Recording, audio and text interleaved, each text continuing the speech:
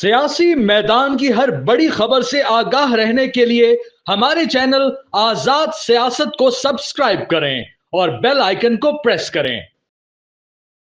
GHQ हमला case में अब शीरी मदारी, शाह महमूद कुरैशी और लोगों पर भी फर्द जुर्म आयद होगी। एक सवाल है कि क्या मुस्तकबिल है। बिलखसूस शाह महमूद कुरैशी साहब के मुस्तकबिल के हवाले से बहुत सवाल किए जा रहे हैं। मुझे लगता है 9 मई के जो मुकदमात शाह महमूद कुरैशी पर हैं उनमें उनको सजा हो सकती है। ये दुरुस्त है कि उनका मौकफ होगा कि मैं तो 9 मई वाले दिन कराची में था।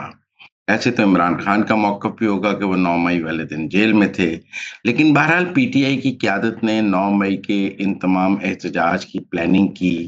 वो इसको स्टीयर अप कर रहे थे, उनकी मर्जी से हुए। तो अगर वो बेगुनाह है तो आम वर्कर को सजा देने का क्या फायदा है। जिसको इस्तेमाल किया गया है या जिसको भेजा गया, वो तो अब सारे रो रहे हैं कि हमें कहा गया तो हम चले गए। असल तो कसूर लीडरशिप का है, मैं समझता हूँ, जिसने वो टारगेट्स दिए, जिसने कहा कि उस तरफ जाना है। तो मुझे तो शीरी मज़ारी और शाह महमूद कुरैशी को भी सजा होते नजर आती है और बाकी लीडरशिप को भी सजा होते नजर आती है।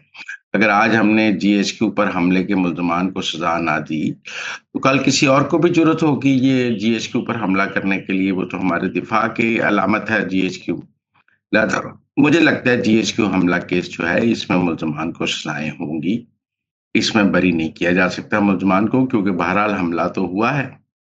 उस हमले की प्लानिंग भी हुई है और उस हमले की रिहर्सल भी हुई है 2 दिन पहले पिंडी में।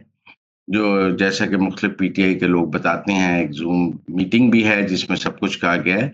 तो ये कैसे कहा जा सकता है कि इसकी प्लानिंग नहीं हुई या लीडरशिप तो मुबर्रा है या आम वर्कर को सज़ा दे दी जाए। मैं ये बात नहीं मानता। मेरे ख्याल में लीडरशिप को पहले सज़ा होनी चाहिए और वर्कर को बाद में सज़ा होनी चाहिए। आप सियासी वर्कर को इस तरह टिश्यू की तरह इस्तेमाल करके फेंक तो नहीं दे सकते। अब ये 26 नवंबर के सियासी कारकुनान को भी पीटीआई ने टिश्यू की तरह इस्तेमाल करके फेंक दिया है, पकड़वा दिया और बाद में वो कहते हैं हमने उनको 2-2 हज़ार रुपया दिया है। तो आप समझें, अमेरिका में गोरों को ट्वीट कराने के लिए हज़ारों लाखों पाउंड और यहाँ जो 26 नवंबर के मुल्ज़मान हैं उनको 2-2 हज़ार रुपया।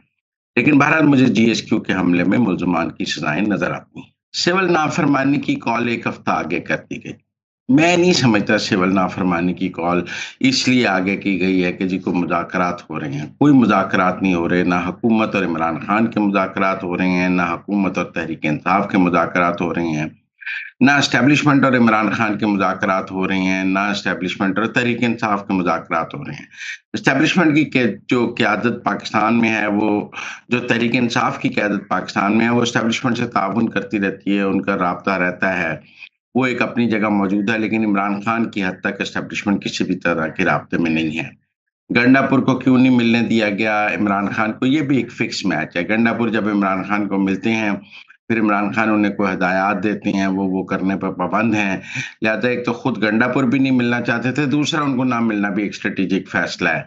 इमरान खान ने उन्हें बुलाया होगा, वो गए, उन्होंने साथ एस्टेब्लिशमेंट को कहा होगा कि मुझे मिलने ना दें, मैं मिलूंगा तो मैं फंस जाऊंगा।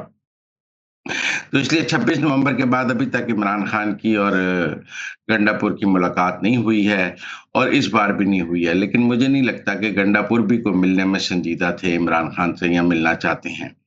वो भी चाहते हैं कि एक पोस्चर रहे कि मैं मिलने के लिए आया था और मेरी मुलाकात नहीं हुई है। लेकिन जहाँ तक सिविल नाफरमानी की बात है, सिविल नाफरमानी की कॉल मैंने पहले भी कहा है कि पाकिस्तान के अंदर तो कामयाब हो नहीं सकती। क्या कहेंगे, बिजली के बिल ना दें। इमरान खान को अंदाजा है 2014 में वो ऐलान करके उन्हें अपने घर के बिजली के बिल देने पड़ गए थे। और क्या सिविल नाफरमानी की जा सकती है कि आप हुकूमत की क्या बात ना माने, टैक्स ना दें, क्या करें, सड़कें गर्म करके आपने देख ली है। सारा जुआ जो है वो ओवरसीज पाकिस्तानियों पर है कि जी वो पाकिस्तान में रेमिटेंसेस ना भेजें। वो कॉल वापस नहीं ली गई है, वो मौजूद है, लेकिन उसका भी इमरान खान को समझाया गया है कि रेमिटेंसेस भेजने का ज्यादा अमल तो गल्फ और सऊदी अरब वगैरह से है और वो लोग अपने घरों के कफील हैं। उन्होंने तो घर के खर्चे भेजने ही भेजने हैं, वो कैसे घर के खर्चे ना भेजें। इसलिए मुझे लगता है कि सिविल नाफरमानी की नाकामी को देखते हुए इसको मुलतवी किया गया है, कोई मुज़ाकरात की वजह से मुलतवी नहीं किया गया। आपको अपनी सिविल नाफरमानी की जो कॉल है वो नज़र आई कि वो नाकाम हो रही है और उसकी कामयाबी के इम्कानात कम हैं, तो आप उसको रीशेप करने को या मुलतवी करने की बात कर रहे हैं। वरना ये कहना जी मुज़ाकरात की वजह से किया गया, ये मज़ाक का खेल बात है। सिर्फ DGISPR ही नहीं, तमाम कोर कमांडर्स, तमाम कमांडिंग ऑफिसर्स आजकल मुख्तलिफ यूनिवर्सिटीज़ में जा रहे हैं। फ़ौज के कमांडिंग ऑफिसर्स, बिलख़ुसूस कोर कमांडर्स, DGISPR और सब, और यूथ के साथ इंटरैक्ट कर रहे हैं। यूथ उनसे सवाल कर रही है, वो यूथ के सवालों के जवाब दे रहे हैं। ये आर्मी चीफ की एक पॉलिसी है। मैंने इस हवाले से बलूचिस्तान में कोर कमांडर का क्वेटा की नौजवानों के साथ इंटरेक्शन भी अटेंड किया है, तो इसलिए वहां भी मुझे ये बताया गया कि आर्मी चीफ ने तमाम कमांडिंग ऑफिसर्स को ये कहा है कि वो जाएं और नौजवानों के साथ अपना उनके सवालों के जवाब दें, यूथ से इंटरेक्ट करें, बिलखसूस पढ़ी लिखी यूथ के साथ।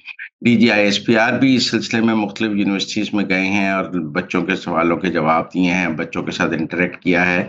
मुख्तलिफ कोर कमांडर्स भी ये काम कर रहे हैं और फ़ौज ने ये पॉलिसी पाकिस्तान की नौजवान नस्ल के साथ अपना राब्ता बेहतर करने की और उनके सवालों के जवाब देने के लिए बनाई है। और इस वक़्त तमाम कमांडिंग ऑफिसर्स मुल्क की तमाम यूनिवर्सिटियों में के बच्चों के साथ इंटरैक्ट कर रही हैं। ये काम बहुत खामोशी से किया जा रहा है।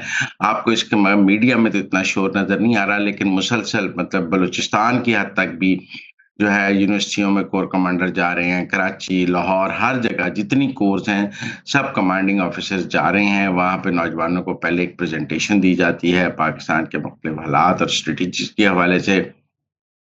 उसके बाद कोर कमांडर जो है उसके ऊपर बच्चों के सवालात और उनके जवाब देते हैं। बच्चे सख्त सवाल भी करते हैं। मैंने ऐसी एक तकरीब देखी है, उनके भी जवाब दिए जाते हैं और उनको सैटिस्फाई करने की कोशिश की जाती है। सियासी सवाल भी होते हैं, सियासी सवालों के भी जवाब जिस हद तक मुमकिन हो वो दिए जाते हैं। लेकिन ये एक फ़ौज की पॉलिसी है आर्मी चीफ आसिम मुनीर की, और इस पर तमाम कमांडिंग ऑफिसर्स को के ज़िम्मे लगा है कि वो महीने में 6 इंटरैक्शन लाज़मी करें। तो हर जगह ये 6 इंटरैक्शंस जो हैं वो प्लान किए जाते हैं।